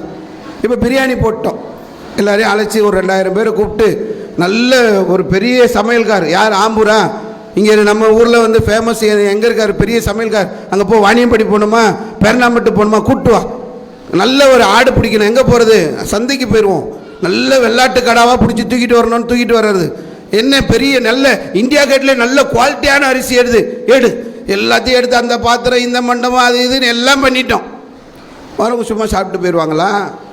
பிரியாணி எல்லாம் ஓல்டு ஃபேஷன், அதெல்லாம் பழைய காலம். இப்போ என்னப்பா, இப்போ மந்தி தாங்க பேசனு, பிரியாணி எல்லாம் வந்து பழைய காலம். இப்போ வந்து எல்லாம் ஸ்டைலாக மாறி, நீங்களாம் சவுதிக்கெல்லாம் போனது இல்லையா, மந்தி தான் போவோம். மந்தி மாதிரி ஒரு சாப்பாடு வருமா, மந்தி போட வேண்டியதானே பயனுவார். ஏன்னா இவ்வளவு கஷ்டப்பட்டு நான் சேமியா மாதிரி நீட்டு அரிசியை வாங்கிட்டு வந்து வச்சு கறி உள்ள கொழுப்பு கறியை போட்டு இப்படியெல்லாம் செய்து போட்டால் இவனடா மந்தி வேணுன்றானேன்னு சொல்லி அடுத்து மந்தியை போட்டோம்னா அங்கே திருநெல்வேலிக்கார் ஒருத்தர் வந்து உட்காருவார். சாப்பிட்டு முடித்த உடனே என்னங்க நம்ம நாங்கள் சவுதி பாலைவனத்தில் அங்கே இருக்கிறோம், மந்தியை போட்டுக்கிட்டு கிடக்குற எங்கள் ஊர்லலாம் வந்து பாருங்கள், நெய்ச்சோறு தாளிச்சு அப்படி அடித்து தூள் கலப்போம், ஒரு சகனில் 3 பேர் 4 பேர் உட்காருவோம், அதுங்க கல்யாணம், இது பேர் கல்யாணமா, இது பேர் விருந்தா, இப்படியே ஒரு மனுஷன் போடுவான் அப்படின்னு சொல்லி அவர் ஒரு 4 வார்த்தையை கொட்டிட்டு போவார். திருப்திப்படுத்த முடியுமா? இல்லை உதாரணத்துக்கு இப்படி கேட்குறாங்களேன்னு சொல்லி ஒரு பக்கம் பிரியாணி, ஒரு பக்கம் மந்தி, ஒரு பக்கம் நெய்ச்சோறு தாளிச்சா எல்லாம் போட்டு வச்சிட்டோம். வரவன் என்ன பண்ணுவான், சும்மா சாப்பிட்டு போவானா? கொஞ்சமாவது அறிவு இருக்கா பாய்? ஒரு நாள் நெய்ச்சோறு, ஒரு நாள் தால்ச்சா, ஒரு நாள் பிரியாணி, ஒரு நாள் மந்தி போடக்கூடாதா? ஒரு நாளில் 3 வேளை எப்படி சாப்பிட முடியும்? என்ன போய் அறிவு கட்டத்தனமாக பண்ணி வச்சிருக்கிறீங்க அப்படின்ட்டு போ. நீ எதை செஞ்சாலும் சரி, எப்படி செய்தாலும் ஏதாவது ஒன்றை பேசுவதற்கு 4 பேர் இருந்து கொண்டே இருப்பார். நீ 4 பேரை பார்க்காது, அல்லாஹ் வைப்பார். அல்லாஹ் எப்படி ரப்புல் ஆலமீனை திருப்தி அடைய செய்வது என்பது ரொம்ப ஈஸிங்க, ரொம்ப ஈஸி. இவங்க மக்களை திருப்திப்படுத்த போனால் உண்மையிலே தோற்றுருவீங்க, முடியாது. மனுஷனாக தானே இருப்பான் எப்போவுமே. மனுஷங்கிட்ட போய் அவங்ககிட்ட இந்த உலகத்தில் நல்ல பேர் வாங்கிடலாம் அப்படின்னு போனோம்னா தோற்றுருவோம். அல்லாஹ் கிட்ட ஈஸியாக வாங்கிடலாம். அல்லாஹ்வுடைய தூதர் சொன்னாங்க, ஒரு அடியான் வயிறார உண்கிறான், ஒரு பெரிய நல்ல ஃபுல் கட்டு பிரியாணி நல்லா சாப்பிட்டுட்டோம். இந்த சாப்பாடை கொடுத்தவன் அல்லாஹ், ரிஸ்க் அளிக்கிறவன் அல்லாஹ் தானே. சாப்பிட்டு முடிச்சாச்சு. அல்லாஹ் நம்மக்கிட்ட என்ன எதிர்பார்க்குறான்? ஒரு தட்டு பிரியாணி தின்ன, அதனால் ஒரு 3 மாதம் ருக்கு செய், ஒரு 2 மாதம் சஜிதா செய், அப்போ தான் வந்து அதுக்கு நன்றி கடன் பட்ட செஞ்ச மாதிரி ஆகும். அப்படியே சொல்கிறான்ல. அல்லாஹ்வுடைய தூதர் சொன்னாங்க, அல்ஹம்துலில்லாஹ்ன்ற இந்த ஒரு வார்த்தையில் அல்லாஹ் திருப்தி அடைந்து விடும். ஒரே ஒரு வார்த்தை, எல்லாம் உனக்கு தான் எல்லா புகழும், இப்படியான ஒரு ரிஸ்க் எனக்கு கொடுத்திருக்கிறாய், இப்படியான ஒரு உணவை எனக்கு தந்தாயே என்று அல்ஹம்துலில்லாஹ், இந்த ஒரு வார்த்தை போதும் அல்லாஹ்வை திருப்தி செய்ய. அதை விட்டுட்டு நீங்கள் மக்களை எல்லாம் கூப்பிட்டு இப்படி பண்ணி இப்படி விருந்து போட்டு இப்படி பண்ணாதான் திருமணம் அப்படி நினைக்காதீங்க. அல்லாஹ்வுடைய தூதர் அவர்கள் திருமணத்திற்கு சொன்ன அளவுகோல் என்னவென்று சொன்னால், குறைந்த செலவில் திருமணத்தை செய்யுங்க. குறைந்த செலவில் செய்யக்கூடிய அந்த திருமணம் தான் பரக்கத்து நிறைந்தது என்று சொல்லி அல்லாஹ்வுடைய தூதர் அவர்கள் நமக்கு பல இடங்களில் சொல்லி தருகிறார். அதனால் இந்த திருமணம் செய்கின்ற போது அதை கவனிங்க. நீங்கள் அல்லாஹ்வுடைய தூதர் சொன்னாங்க, அகலமும் நிக்காஹி பரக்கா ஐஸருக்கும் மூனா. இது நம்மக்கிட்ட இருக்கா? நம்ம ஆளுங்க கேட்டால், பாய் வருஷத்துக்கு ஒரு தடவை திருமணம் வருது, காலத்துக்கு ஒன்று தானே, வாழ்க்கையிலே ஒரு திருமணம், அதை போய் இப்படி பண்ண சொல்கிறீங்களே. சொல்லும்போது திருமணத்தை கொஞ்சம் சிம்பிளாக பண்ணுங்க, எளிமையாக பண்ணுங்க அப்படின்னும் பொழுது நம்ம வருஷமாக போய் திருமணம் பண்ண போகிறோம். வாழ்க்கையிலே ஒரே ஒரு திருமணம், அந்த ஒரு திருமணத்தை நல்லா அப்படி செஞ்சால் என்னதான் பாய் அப்படின்னு சொல்லி இப்படி அதுக்கு ஒரு சப்பக்கட்டு கட்டுறோம். வாழ்க்கையில் ஒரு திருமணம் தான், அந்த ஒரு திருமணத்தை எப்படி செய்ய வேண்டும் என்பதை அல்லாஹ்வுடைய தூதர் சொல்லும்போது, குறைந்த செலவில் செய்யுங்கள், அதில் அல்லாஹ்வுடைய பரக்கத்து இருக்குதுன்னாங்க. இப்போது நான் என் மகளுக்கு திருமணம் பண்ண போகிறேன், என் மகனுக்கு நான் திருமணம் பண்ணுறேன், என் தம்பிக்கு நான் திருமணம் பண்ணுறேன். இதுக்கு நான் ஊரையெல்லாம் அழைச்சி விருந்து போட்டால் அதில் என்ன கிடைக்கும்? பெரிய ஆடம்பரமாக திருமணம் பண்ணால் அதில் என்ன கிடைக்கும்? ரொம்ப சிம்பிளாக, ரொம்ப செலவு கம்மியாக ஒரு திருமணம் பண்ணுறேன், இதுக்கு என்ன கிடைக்கும்? அல்லாஹ்வுடைய தூதர் சொன்னாங்க, அந்த ரொம்ப எளிமையாக செலவு குறைவாக பண்ணக்கூடிய அந்த திருமணத்தில் அல்லாஹ்வுடைய பரக்கத்து. நாளைக்கு என் மக போய் வாழ போகிறா, என் மகன் வாழணும். இது ஒரு நாள் கூத்தல்ல, வாழ்க்கையில் ஒரு முறை தானே செய்கிறோம் என்று பேசுகிறோமே. அதற்கு பிறகு 20 வருடம், 30 வருடம், 40 வருடம், 50 வருடம், 60 வருடம், 70 வருடங்கள் கூட அவர்கள் வாழலாம். எவ்வளவு பெரிய நீண்ட வாழ்க்கை அவர்களுக்கு இருக்கிறது. இந்த வாழ்க்கைக்கான அந்த அபிவிருத்தி பரக்கத் என்பது அந்த ஒரு நாள் திருமணத்தில் தான் இருக்கிறது. இதை புரிந்து கொள்ள மாட்டேங்குது இந்த சமுதாயம். எதற்கு நாங்கள் ஆடம்பர திருமணம் கூடாது, எளிமையான திருமணம் செய்யுங்கள் என்று அவ்வளவு வலியுறுத்துறோம்? அல்லாஹ்வுடைய தூதர் அதை நமக்கு எதற்காக ஆர்வப்படுத்தினார்கள்? இந்த ஒரு நாளில் நாம் செய்யக்கூடிய இந்த திருமணம் என்பதுதான் அடுத்து அவருடைய வாழ்க்கையில் இருக்கக்கூடிய பரக்கத்திற்கு அருள் புரியும். இது புரிந்து கொண்டோம் என்று சொன்னால் திருமணத்தை நம்ம அதிகமான செலவு செய்து செய்யக்கூடிய அந்த நிலையிலிருந்து நம்ம என்ன பண்ணிடலாம், வெளியே வந்துடலாம். அல்லாஹ்வுடைய தூதர் திருமணத்திற்கு போகும்போது கூட நம்மளை சொன்னாங்க, அந்த மணமகனுக்காகவும் மணமகளுக்காகவும் நீங்கள் துவா செய்யுங்க. என்ன துவா? இந்த 2 பேரையும் சேர்த்து வை. என்ன பண்ணணும்? இவங்க வாழ்க்கையில் பரக்கத்து இருக்கணும். அது தானப்பா பிரார்த்தனை செய்கிறீங்க, அது தானே துவா செய்கிறீங்க. இந்த மணமகனையும் மணமகளையும் நீங்கள் துவா செய்யும் போதே அவங்களுடைய பரக்கத்துக்கு தான் துவா செய்கிறீங்க. திருமணத்தை செலவை ஆடம்பரமாக பண்ணிட்டு துவா செஞ்சால் அல்லாஹ் ஏற்றுக்குவானா? அப்போ மார்க்கம் எதை சொல்கிறதோ அந்த அடிப்படையில் நம்முடைய நிலைகளை நாம் அமைத்துக்கொள்ளும். நிறைய பணம் இருக்கு என்கிட்ட நிறைய பணம் இருக்குங்க, இது திருமணத்தில் கூட செலவு பண்ணலன்னா நான் என்ன பண்ணுறது? நிறைய இருக்குல்ல, சம்பாதிச்சு வச்சிருக்கிறல்ல, என்ன பண்ண சொல்கிறீங்க? பள்ளிவாசலுக்கு கொடுங்க. ஒரு 10 லட்சத்தை 20 லட்சத்தை போய் கல்யாணத்தில் போட்டிங்கன்னா அது ஒரு நாளோட முடிஞ்சிடும், சாப்பிட்றது மறுநாள் போயிடும். பள்ளிவாசலுக்கு கொடுத்தீர்கள் என்று சொன்னால், ஒரு 10 லட்சத்தை கொடுத்து அங்கே பள்ளி எழுப்பப்பட்டது என்று சொன்னால், அது எவ்வளவு நாட்கள் அந்த பள்ளியில் வணங்கி கொண்டிருக்கிறார்களோ அந்த நன்மை உங்களுக்கு கிடைச்சிக்கிட்டே இருக்கும். இன்னைக்கு நம்ம குடும்பத்தில் நம்முடைய உறவுகளில் படிக்க முடியாமல் இருக்கிறவங்க தெரியுமா உங்களுக்கு? நல்லா படிக்கக்கூடிய பிள்ளைகளை அந்த குடும்பத்தில் படிக்க வைக்க முடியலை. என்னப்பா ஃபீஸ் கட்ட காசு இல்லை, கொடுங்களேன். ஏன் சொந்த பந்தங்களை அரவணைக்க வேண்டும் என்பதற்காக, சொந்த பந்தங்களை மகிழ்ச்சிப்படுத்த வேண்டும் என்பதற்காகத்தான் நான் இப்படி செலவு செய்து பிரம்மாண்டமான இந்த விருந்து வைக்கிறேன் என்று சொல்லக்கூடிய செல்வந்தர்கள் குடும்பத்தில் உள்ளவங்க தேர்ந்தெடுத்து படிக்க வைங்க. சமுதாயத்தில் இன்னைக்கு எவ்வளவு பின்தங்கி இருக்கிறார்கள், கல்வி அறிவு இல்லை. நான் கேட்குறேன், எத்தனை பேர் நீதிபதிகளாக முஸ்லீம்கள் இருக்காங்க தெரியுமா? எவ்வளவு ஐஏஎஸ் முஸ்லீம் இருக்கிறான் தெரியுமா? முஸ்லீமில் எவ்வளோ பேர் ஐபிஎஸ் இருக்கிறான் தெரியுமா? எங்கிட்ட 20 லட்சம் ரூபாய் கல்யாணத்துக்கு தான் செலவு பண்ணுவதை எடுத்து வைத்து ஆளுக்கு 2 லட்சம் 10 ஐபிஎஸ் உருவாக்கு, 10 ஐஏஎஸ் உருவாக்கு, 10 நீதிபதியை உருவாக்கு. சமூகத்திற்கு பயன்படும். நாளைக்கு மறுமையில் போய் நிற்கின்ற போது கல்விக்கு உதவிய நன்மையாவது கிடைக்கும். அதை விட்டுட்டு நான் ஆடம்பரத்தில் திருமணத்தில் தான் போடுவேன், அதில் தான் செலவு பண்ணுவேன், அப்படித்தான் போவேன் என்று சொல்லி இன்னைக்கு போகக்கூடிய ஒரு நிலை இன்னைக்கு சமூகத்தில் பார்த்து கொண்டிருக்கிறோம். இப்போ இந்த கொள்கை உறவா குடும்ப உறவா என்று வருகின்ற போது, குடும்ப உறவு என்று சொல்லி இது போன்ற நிகழ்ச்சிகளிலே நான் போய் கலந்து கொள்கிறோம். இது தவிர்க்கப்பட வேண்டிய ஒன்று. இன்னொன்று அல்லாஹ் ரப்பல் ஆலமீன் குர்ஆனில் சொல்லும்போது, உறவுகள் என்பவர்கள் நாளைக்கு மறுமையில் எல்லாருமே சந்திப்போம். இங்கே யாரெல்லாம் இருக்கிறோமோ, யாரெல்லாம் வாழ்ந்து கொண்டிருக்கிறோமோ எல்லோரும் ஒரு நாள் அழிக்கப்படுவோம். அழிக்கப்பட்ட பிறகு எல்லோரும் மீண்டும் ஒரு நாள் எழுப்பப்படுவோம். எழுப்பப்பட்டு எல்லாருக்கும் விசாரணை மன்றத்தில் நிற்கின்ற காட்சி அல்லாஹ் ரப்பல் ஆலமீன் திருக்குர்ஆனிலே சொல்லி தருகிறான். இந்த நாள் எப்படி தெரியுமா இருக்கும்? உங்களுடைய சகோதரன் உங்களை விட்டு வெறுண்டோடுவான், உங்களுடைய தாய் உங்களை விட்டு வெறுண்டோடுவார், உங்களுடைய தந்தை உங்களை விட்டு வெறுண்டோடுவார், உங்களுடைய மனைவி உங்களை விட்டு வெறுண்டோடுவார், உங்களுடைய பிள்ளைகள் உங்களை விட்டு வெறுண்டோடும். யாருமே கூட நிற்க மாட்டாங்க. இது அங்கே மறுமையில் நடக்கும். எங்கள் அம்மாவாச்சே, எங்கள் அப்பாவாச்சே, என் சகோதரனாச்சே, தம்பி உடையான் படைக்கஞ்சான். உலகத்தில் ஒரு தம்பி 2 பேர் கூட இருக்கிறான்னு சொன்னால் ஊரே வந்து எதிர்த்து நின்றாலும் எதிர்ப்பதற்கு தைரியம் இருக்கும். ஏன்? தம்பிங்க இருக்காண்டா பக்கத்தில். தம்பி இருந்தால் போதும், படைக்கு கூட நாங்கள் அஞ்ச மாட்டோம் என்று பேசுவோமே. தம்பி ஓடுவான், சகோதரன் ஓடுவான், நண்பன் ஓடுவான், தாய் ஓடுவார்கள். உலகத்தில் என்ன பாசத்தை எல்லாம் சொல்லி விளக்கணுமோ எல்லாத்தையும் எல்லாம் லிஸ்ட்டு போட்டான். யாருமே கூட நிற்க மாட்டாங்க, எல்லாம் போயிடுவாங்க. நடக்கிறது எல்லாம் அல்லாஹ் ரப்புல் ஆலமீன் நமக்கு பட்டியல் போட்டு தருகிறான். 70வது அத்தியாயத்துடைய 10வது வசனம், 11, 12, 13, 14 எல்லாத்தையும் படிச்சு பாருங்களேன். எல்லாருமே ஓடிடுவாங்க. எந்த நண்பனும் நண்பனை போய் நான் மச்சான்னு கூட கேட்க மாட்டான். உலகத்தில் 2 மணி நேரம் 3 மணி நேரம் ஒவ்வொரு நாளும் நின்று பேசினவன், எல்லா நேரங்களும் நம்மளோடு வந்து கதைச்சிட்டு இருந்தவன், நம்மளோடு கலாச்சிட்டு இருந்தவன், அங்கே போய் நிற்கும்போது பார்த்து அங்கே இருக்கிறான இங்கேருந்து ஓடுன்னு ஓடுவான். அல்லாஹ் சொல்கிறான் குர்ஆன்ல, நண்பன் நிற்க மாட்டான். மனுஷனுடைய நிலை எப்படி இருக்கும் என்று சொன்னால், என்னை இங்கிருந்து காப்பாற்றுறதுக்கு பகரமாக என் தாயை தரலாமா, என் தந்தையை கொடுக்கலாமா, என் அண்ணனை கொடுக்கலாமா, என் தம்பியை கொடுக்கலாமா, என் மனைவியை கொடுக்கலாமா, என் பிள்ளைகள் யாரையாவது கொடுத்து இது ஈடாக பெற்றுக்கொண்டு இங்கிருந்து நான் என்னை மீட்டெடுக்க முடியுமா என்று மனிதன் புலம்புவான். இந்த உறவுகளை கொண்டு நீங்கள் கொஞ்சம் சிந்திச்சு பாருங்க. யாருமே நாளைக்கு உதவ மாட்டாங்க. நாம் தன்னந்தனியாக நிற்கக்கூடிய ஒரு நாள் இருக்கிறது.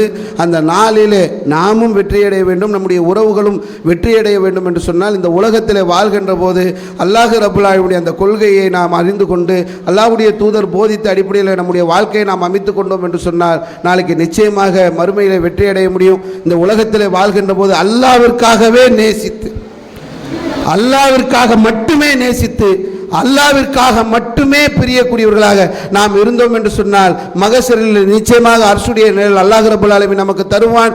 சுகதாக்களோடு, சாலிகீன்களோடு, நபிமார்களோடு மிகப்பெரிய அமல்களை பெற்று வாழக்கூடிய ஒரு பாக்கியத்தை அல்லாஹ் ரப்புல் ஆலமீன் தருவான் என்பதை அல்லாஹ்வுடைய தூதர் நமக்கு சொல்லி சென்றிருக்கிறார்கள். அப்படி கொள்கை உறவுகளை பேணி, குடும்ப உறவுகளையும் பேணி, எந்த அளவிற்கு மார்க்கம் நம்மை வலியுறுத்தி வாழ சொல்கிறதோ அப்படி வாழ்ந்து மறுமையிலே நாமும் நம்முடைய குடும்பமும் வெற்றி அடையக்கூடிய வாய்ப்பினை இந்த உலகத்தில் நாம் பயன்படுத்திக் கொள்ள வேண்டும் என்று சொல்லி என்னுடைய இந்த உரையை முடித்துக் கொள்கின்றேன். வாஹிரு தாவானா அல்ஹம்துலில்லாஹி ரப்பில் ஆலமீன். அஸ்ஸலாமு அலைக்கும் வரஹ்மத்துல்லாஹ். அல்லாஹு அக்பர், அல்லாஹ்